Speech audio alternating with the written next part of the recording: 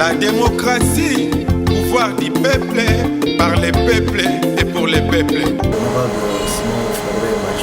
C'est une personnalité que j'apprécie personnellement. Narota la discours n'a présenté un meeting devant la population matade. Tu sentir sagesse, tu sentir interpellation, il y a rejeter tribalisme, c'est très important. Et puis respect, il y a autorité, c'est très important.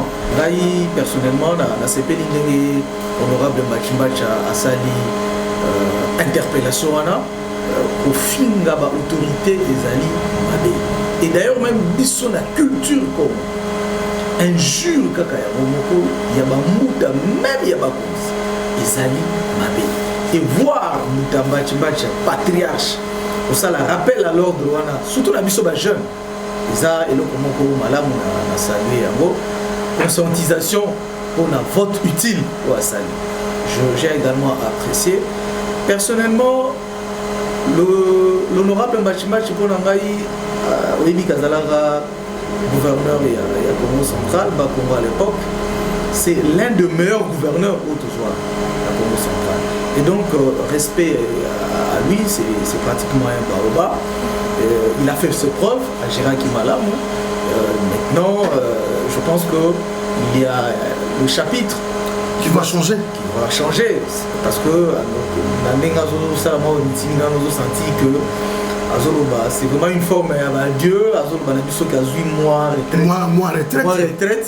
Et ça, madame Ming. Et donc, ils ont relé na l'honorable de Koussou, c'est quelqu'un que je respecte, comme Bouddha d'ailleurs. Et puis, évidemment, Néra Lubik et Giraka, ils ont l'expérience, mais nous sommes de Katika aux titularité. Il faut préciser un mot. Voilà, merci beaucoup. Merci vous qui êtes branchés, connectés sur 107.8, vous qui suivez l'émission Interface. Voilà, nous sommes déjà à la deuxième partie, où nous allons recevoir Maître Faye Kanza, qui se trouve être analyste politique en Jeune du Congo, qui est dans la nouvelle classe politique du Congo central. Donc l'avenir de demain, comme dit-on, que l'avenir c'est déjà aujourd'hui. Donc cela prouve que nous avons un avenir vraiment somptueux. Alors je le dis, je crois donc dire bonjour au Maître Faye Kanza, bonjour. Bonjour Monsieur Gino Koba, bonjour aux auditeurs et bonjour également à votre équipe technique qui est très sympa. Alors, qui est Maître Faye Kanza? Quand vous avez commis bateau, tant que vous qui n'a pas niveau des réseaux sociaux, non, c'est un monsieur très intelligent, il faut qu'il soit là, on a envie d'écouter, tout ça. On est un leader d'opinion ou bien analyste politique, mais il faut souligner aussi qu'il est proche du gouvernement. Exactement, donc je suis proche du gouverneur Kibandou, j'étais coordonnateur de l'équipe de communicateurs pendant la campagne des élections du gouverneur central, donc voilà, j'étais également porte-parole du candidat, son excellence Kibandou aujourd'hui. Ouais, j'ai plusieurs casquettes, donc Maître Faye Kanza, avocat au barreau de Kinshasa Matete, chef de travaux des universités, activiste citoyen, voilà. Donc beaucoup de casquettes.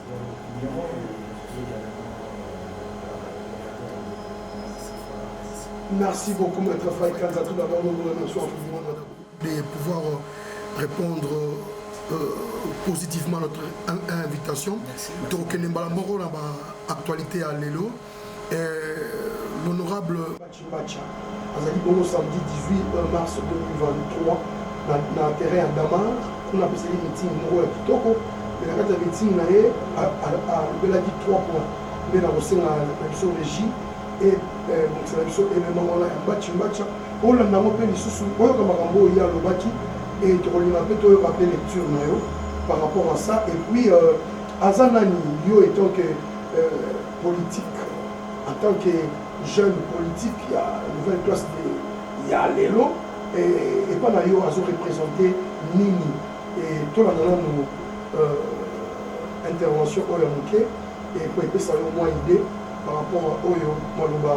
Il y a honorable député national Machimbacha Alobaki le samedi 18 mars 2023. Par les peuples et pour les Premier chapitre, Mounou Mouké Lukula, prophète des nations.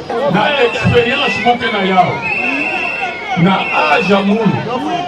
De temps en temps, quand il est comme na péril, il faut Moukelama. Moukou Zazabsal. Kangou, qu'est-ce qu'il faut faire? Même on a un membre, il y a respect de l'autorité. Mais nous avons la tête, n'a pas de réseaux sociaux. Il n'y a pas une province au Congo où les jeunes, pas que nous pouvons finir dans les réseaux sociaux. Mais nous avons une cohabitation nationale. Nous avons tout le temps, depuis que nous avons gouverneur, nous avons lutter contre ce phénomène. Il y a un non originaire. Toujours dans la province avec. Maintenant, habiter dans le mais vous tout la presse. Si vous voulez que notre pays soit fort, beaucoup de deuxième chapitre, l'élection qu'elle a prise. Parti Songolo, parti Fourani, parti Trapampoe, parti Ndekeboye. Mon tribaliste, puisque vous savez nous, article 30 pour respecter. Troisième chapitre, le message à nous. Et nous avons Betoawa, Betoa en paix. Betoa Kokina, Betoa Kosala va fête, etc. Mais nous savons qu'il y a des endroits aussi Congo dans l'Est, là la société. Les femmes sont violées, les enfants sont tués, etc. Pour nous dire, il y a la guerre là-bas. Mais nous par les peuples et pour les. On l'a dit, M. Machimba Tcharoubi, 3 points aux Aguinetti à Mounene, il y a le respect de l'autorité. Parce qu'il a remarqué, et il a eu peut-être sans ignorer, que comment on finit l'autorité, mais il ne se tolérer dans les réseaux sociaux. Deuxième point, il y a le choix. Un bon choix pour l'élection aux Aguinetti. Et Bango va se mettre à postuler, mais sinon, il y a tout ça, le choix est bien pour que le lobby Congo central ait un développement. Et il a fait une pensée pieuse, n'est-ce pas? Ma maman, tout le monde a menacé, violenté au niveau est et à Kabola qui passe et on a un homme politique, le Congo central, dans ma point. Quelle est votre lecture? Non, mais d'abord, il faut s'incliner devant la hauteur de la sagesse. L'honorable Simon Florent Machimbacha, c'est une personnalité que j'apprécie personnellement.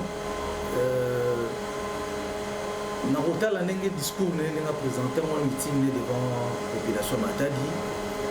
Tous sentir sagesse.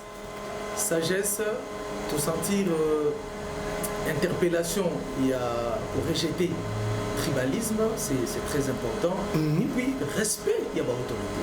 C'est très important. Et ici, je dois saluer quand même ce discours de citoyenneté responsable pour l'honorable Machimbacha Sali. Parce que tous pour sentir, même si moi, ma propos, ma publication, ma posting dans les réseaux sociaux, en tout cas, moi, relâchement, il y a respect dans la continuation. Et ça m'a milité. Personnellement, dans la CP, honorable Machimbacha Asali, interpellation, au fin de l'autorité des alliés. Et d'ailleurs, même sur la culture, comme injure, il y a Mouta, même il y a des alliés. Et voir Mouta Machimbacha, patriarche, pour ça, la rappel à l'ordre, surtout la mission des jeunes. Et ça, et le comment on a salué en conscientisation pour la vote utile pour ça. J'ai également apprécié. Personnellement, l'honorable Machimbacha gouverneur et à Congo central, Congo à l'époque, c'est l'un des meilleurs gouverneurs au la Congo central. Et donc, respect à lui, c'est pratiquement un baoba. Il a fait ses preuves à Gérard Kimalam. Maintenant, je pense qu'il y a le chapitre qui va changer. Il va changer. Parce que ça va sentir que c'est vraiment une forme à Dieu, moi retraite. Et ça, madame Ming. Et donc, ils ont relé la responsabilité pour la nouvelle classe politique Congo. tout comprendre, tout tirer ma force, la qualité. Il y a le match, on a voulu continuer, lutte, on a ma valeur, on a le développement Congo central, si pas il y a la République démocratique du Congo. Merci beaucoup, Maître Faye. Nous vous recevons ici comme analyste politique et jeune leader de la nouvelle classe politique. Pouvez-vous nous dire, Bateau Bazo politique, c'est quoi la politique? Parce que nous avons les bélés, nous avons les trop, et nous avons eu l'occasion pour édifier les auditeurs dans la internautes, parce qu'il faut signaler que nous appelons à YouTube directement et puis nous appelons à niveau radio. Alors, c'est quoi la politique? Alors, pour faire simple, en fait, c'est la politique, les momoko et utina grec, les momoko utina grec. Alors, c'est en fait l'art de gérer la cité. Alors, les loyaux, terminologie, voilà, sur le plan scientifique, les réseaux pour évoluer, ils ont la attaqué art et à gérer la cité, parce que commis déjà dans la carte de l'institution, mais manière à conquérir, pouvoir, pouvoir, parce que politique, les alliés, quand on veut conquérir, il faut pour le système mini pour conquérir. Dans quatre systèmes, vous avez un système autoritaire, ok, donc vous savez coup d'État, aux Ubonzi. Vous avez un système où il y a un système démocratique. Alors, le système où il y a des salariés, pour il faut les cas la partie politique. La carte de parti politique, évidemment, on pose un peu indépendant, mais le système, il y a un moment où ça qui pose au Konzi. Il y a l'État, toute fonction, il faut les cas là, carte de parti politique. Alors, la carte de parti politique, voilà, il faut il faut éducation, il faut idéologie. Alors, la carte de pour porter ma valeur, on a idéologie et la carte de parti. Déjà, pour comment bien la politique. Alors, donc, na ba misu soupe, mouvement socio-politique, un mouvement citoyen. En principe, un mouvement citoyen, un mouvement associatif, il y a un moté au conseil de la politique. Donc, il faut dans la carte de politique. Mais, avantage à un mouvement là, il faut exprimer ma opinion. Voilà. Mais ce n'est pas du tout la politique. Ce n'est pas du tout la politique. Tu peux effectivement émettre des opinions et entrer à la gestion de la chose publique. Politique, c'est-à-dire Boka, cité. Alors, pour émettre des opinions, ils allaient m'abaisser. Mais à proprement parler, politique, on s'en fout dans la quatrième partie politique, on a formé, on a éduqué, on a continué l'idéologie, et puis on a combattre l'objectif pour gagner l'élection, après ce qu'on va pour appliquer l'idéologie, vision de la quatrième pouvoir. Alors, politique, il peut apparaître comme une institution, c'est-à-dire une institution outil dans l'élection. Or, organe et concours dans l'élection, c'est la pratique politique. Donc, de la politique, il y a conquête, dans la politique, il y a pour exercer pouvoir. C'est pratiquement la même chose parce qu'on exerce dans les institutions. Voilà. Et ce qui fait que parti politique, ce n'est pas vraiment une institution où il y a l'État comme tel, l'État va faire privé, mais du point de vue politique, tu peux avoir une institution. Pourquoi? Parce que la carte, tu vois, la structure des alliés, l'organe des alliés, la valeur des alliés, devise, bref, la règle pour respecter les alliés, statut, règlement de l'intérieur, etc. Mais maintenant, il y a une forme de dérapage. Pourquoi? Parce que d'abord, les deux hommes ont dit bien. Et on a les réseaux sociaux. Non, franchement, il faut vraiment pédagogie au côté à le leader, entre guillemets, l'opinion. Il faut émettre ma réflexion, peut-être en dehors de ma partie politique, mais émettre ma réflexion à Bango, mais pas actif. La politique, pas l'actif, pas qu'il y ait ma partie politique. Vous savez, ça c'est l'association, mais il y a fonctionnement de l'association, les hommes ils la partie politique. Donc ça crée un des autres. Il faut qu'on conscientise. Mais il y a l'opinion pour émettre l'opinion d'abord sur la gestion. Ce qui fait que ce qu'on a dit, délit d'opinion.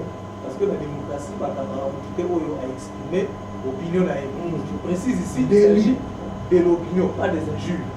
Ceux qui ont ramasser au film pour tomber sous le coup de la loi et donc il veut que l'État a beaucoup. Donc voilà un peu de manière tout à fait résumée, politique. Donc art de la cité, art de la gestion. Merci beaucoup, Maître Faye Kanza. Moi, Maître Faye Kanza, je vais tout le parti politique pour exercer politique. Il y a exercer le pouvoir. Il y a un parti.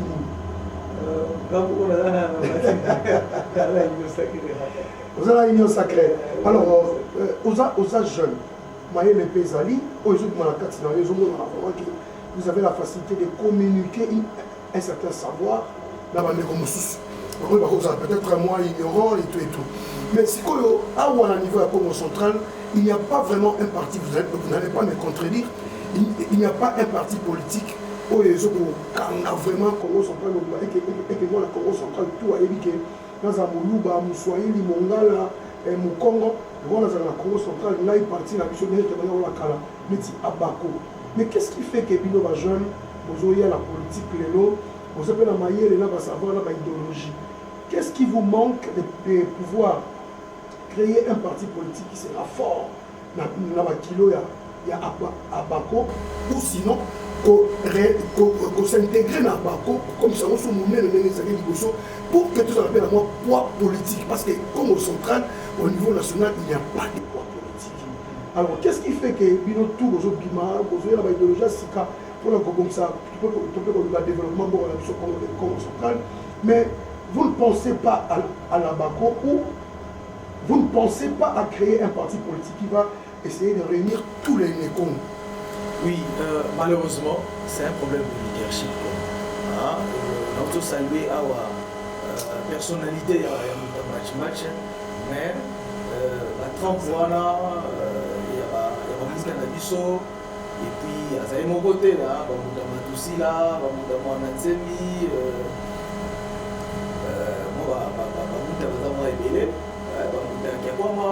etc. Problème est un problème à leadership. C'est-à-dire que Bisso Jeunesse Congo doit un repère D pour le moment. Vraiment. Bamouta, Basali carrière, oui, toujours saluer, effort, vision, management, la manière de gérer. Mais le problème à leadership. Juste après division où il y a la carte à la Babo, Bamouta Kasabuku, Bamouta Nzezalak, Bamouta Kansa, Bamouta Botolo, na simana yango leadership moko fort où il va constituer pour faire face à Mobutu, faire face à Mosé, etc. Là, Tilelo, ils allaient quitter. Donc ce qui fait que la querelle fraternelle, communauté va comme victime, il y a une querelle fraternelle bisomoko. Et tout ça là que jeunesse a un repère. Pourquoi? Parce que le repère, jamais quand même on se référer à un bout d'amour conflictuel. Vraiment. Trop de conflits. Et surtout la Bamouko Bamouka. Alors ce qui fait que jeunesse est un peu déboussolée. Alors même pas j'ai Zala qui tout ça permet à Bamouka. Alors c'est retrouvé, c'est-à-dire que Bamouka va étouffer Bamouka. Pour moi exprimer que j'aime ça les bambous de Congo, en dehors de tout ce qu'ils pouvaient avoir comme qualité, voilà bambou de pour propulser. Explique-moi qu'au final. Alors j'aime pas moni, mais voilà. Moi, mur mon devant Mamo, expliquer des sous-détails. Il faut qu'il y ait un parti politique, où ils ont pour rien, où peut-être il y a des dignitaires de la province Moussoussou. Vraiment. Et il y a des dignitaires de la province, il y a des personnalités de la province plus ouvertes. Un esprit à ouverture, un esprit, comme on dit, il y a aucune dynamique à jeune. Vraiment. Malheureusement, c'est un constat où il y a jeunesse photo le bayango. Mais super pépinière politique, lobby tout ça la machine politique Le roi Bano, tu continues à idéologie, il y a plus d'idéologie, on va assurer, va assurer congéniture politique. Alors, ce qui fait que. Deuxièmement, société, il y a plus de communauté à Momoko, ils allaient dans la séquelle, il y a ma division. Il y a vision, il y a cohésion provinciale telle que portée par son excellence Dr Guy Bandou. Cohésion provinciale. Il y a une histoire là-bas. Guerre là-bas, frère,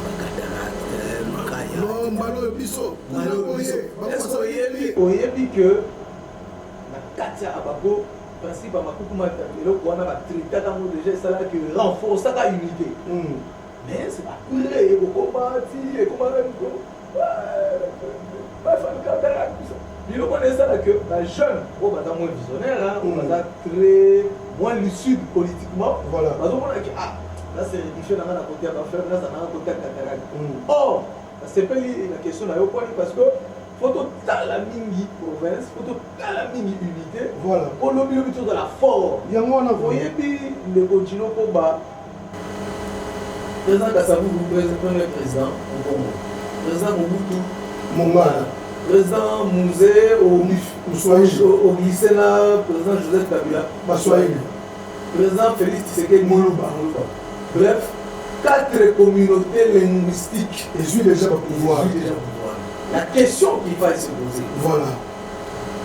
Demain après demain, si il est demandé ou il est opportun que le Congo pouvoir. Qui sera le premier Mouta qui peut être propulsé à ces fonctions-là? Là, il faut me la question, qui sera le premier Mouta? Parce que comment on va nous la question, qui sera le Mouta qui va nous représenter? Bako Panzala. Sans mon trop. Souka la rancunier, Souka la pousse au pouvoir. Moi, la question que je veux vous poser, quelle est la forme du leadership Congo pour sur le plan national, pour tout le balélo qui est dans la bisso, Congo, prêt à la présidence. Ce qui était le cas à la Taberon, avec Mouta Kassabou, on a une délégation à Abako. Bakomi, Mouta Kamita, tout Mouta Bolikango, Bazarek, voilà. Mais dans la bataille, Arthur, on va mener ma sola le 4 janvier. Et tout, il est là. Leadership est un bango. Tout discuter dans mon modalité, tout discuter dans ma Taberon, la politique et économique. Mais, on est dans ma présidence, et tout ce qui est là-bas. Pour la mini, parce qu'on était fort, parce qu'on était unis. Parce qu'on était visionnaire, parce qu'on avait un leadership qui était convaincant, prompt, et ça fonctionnait. Et après, il y a eu tout ce qu'il y a eu. Donc, il y a une interpellation pour la mission de jeunes, mais quelle forme d'encadrement autres bénéficiaires? Toujours Bunda, Babiso, sauf qu'il y a la partie politique, on va nous mettre la mallette, sous la une députation, un assistant, on va voir quelque chose. Soit comme il va enjeu, moi, miner le poste, azui, petit frère, azui, moi, tout ça à positionner, à finir. Mais peut-être aux en a capacité. Il paraîtrait les bandes moi frustré parce que quand on va arrêter Bimi comme on peut bimater côté il paraîtrait comme il est moi prêt au Chamanouki. Et bon, heureusement, mais bien sûr, je ne m'affirme pas. Exactement. Alors, ce rôle, il paraîtrait dans la vraie version. Voilà. En réalité, pour moi, le choix de son excellence c'était un choix de conviction. Ce qui fait que même ceux qui n'ont pas quitté, on va arrêter voilà, il y a une notion dessus. On a qui n'a pas que on a équipe pour la vision, on a équipe pour la conviction. C'est vraiment un monsieur qui m'a convaincu. Dans il a changé on n'a jamais d'idée. Voilà la personne. Et avant hier, vous mettez la bataille, on va concentrer, on va soutenir Moutouté. Il y a peut-être il y a peut-être vous avez moi le laine beaucoup surtout qu'il y a ça sous maillot bazar mandé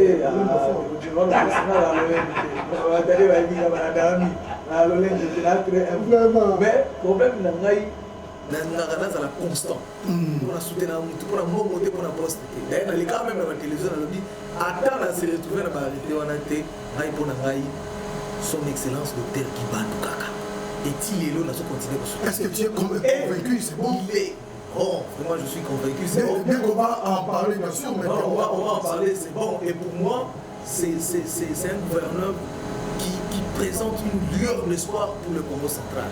Tenant compte, il y a la perturbation, il y a instabilité, il y a crise, la division, Otomona, Otoyoka, Otokutana Kinaro, c'est vraiment l'homme de la situation. Quand bien même il y a des difficultés, quand bien même qu'il y ait quelques obstacles, mais il tient le coup et nous sommes là pour l'accompagner, pour matérialiser visionnaire. Voilà, merci beaucoup.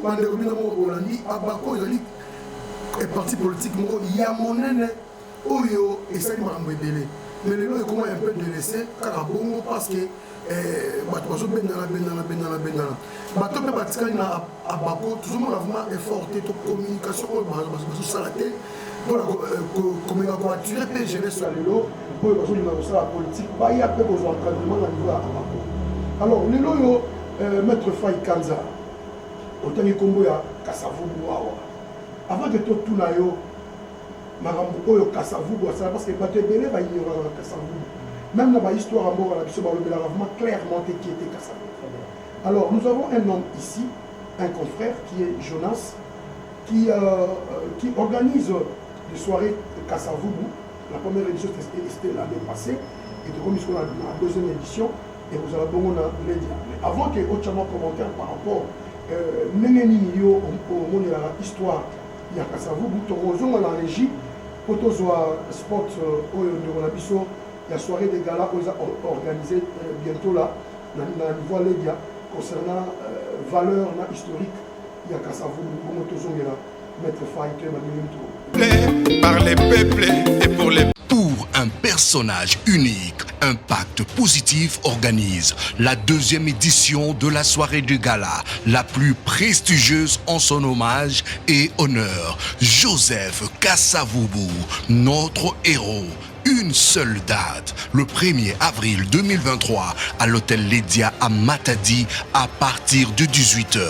Venez rendre hommage et célébrer le véritable père de l'indépendance, Joseph Kasavubu. De spectacles inédits, des témoignages sur son parcours, buffet, exposition et remise de prix Joseph Kasavubu.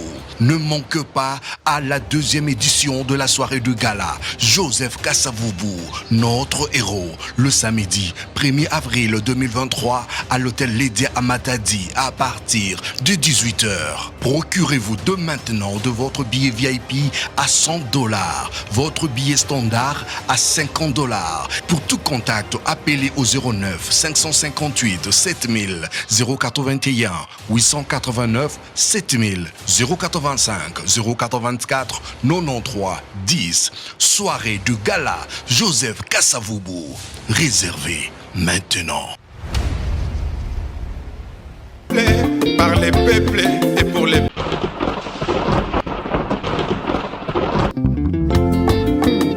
La démocratie, pouvoir du peuple, par les peuples et pour les peuples. C'est une personnalité que j'apprécie personnellement. Narota la nenge discours n'a présenté un meeting devant la population matade. Tu sentir sagesse, tu sentir interpellation, il y a rejeter tribalisme, c'est très important. Et puis respect, il y a autorité. C'est très important. Là, personnellement, dans la CP honorable Machimbacha a sali interpellation au fin de l'autorité des alliés. Et d'ailleurs, même sur la culture comme injure, il y a des même il y a des alliés. Et voir Moutambachibacha, patriarche, ça la rappelle à l'ordre, surtout la mission des jeunes. Ça, et le comment malam a salué conscientisation pour un vote utile pour saluer. J'ai également apprécié. Personnellement, l'honorable Mbachimachi pour Nangaï, Oyebi Kazalara, gouverneur et Congo central, Bakongo à l'époque, c'est l'un des meilleurs gouverneurs au-delà de la Congo centrale. Et donc, respect à lui, c'est pratiquement un baobab. Il a fait ses preuves à Gérard Kimala. Maintenant, je pense qu'il y a le chapitre qui va changer. Parce que c'est vraiment une forme à Dieu, moi retraite. Et donc, ils ont relé na l'honorable de Koussou, c'est quelqu'un que je respecte, comme Bouddha d'ailleurs. Et puis, évidemment, Nérabique à Giraka, à sa expérience, mais nous sommes de 4 ans à titularité. Il faut préciser un mot.